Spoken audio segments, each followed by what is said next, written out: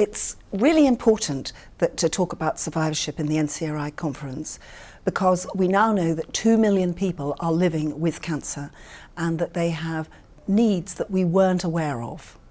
So this is a very important area for new research to improve the quality of life of cancer survivors and also to understand the impact of cancer and its treatment on people's lives.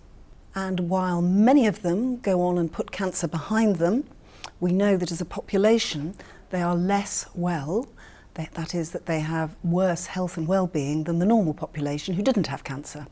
So now we've got to find out why that is. And our session today was really exploring the different ways that we can detect, prevent and manage the consequences of cancer and its treatment.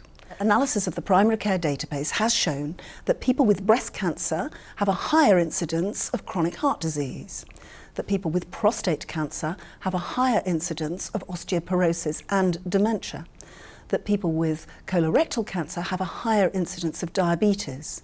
And so now we've got to explore, is this due to the treatment, is this due to lifestyle changes, or is it due to something else? And this opens up a lot of really interesting areas for research.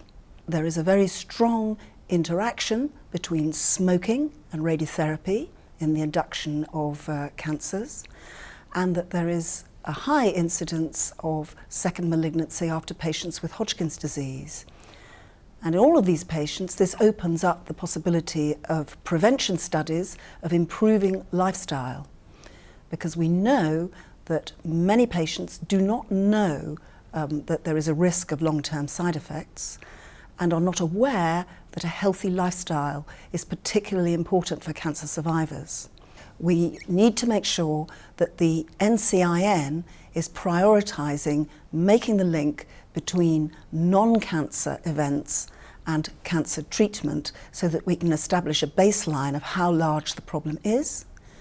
And we then need to start doing some intervention studies to see if we can reduce the incidence or at the very least reduce the disability associated with these problems.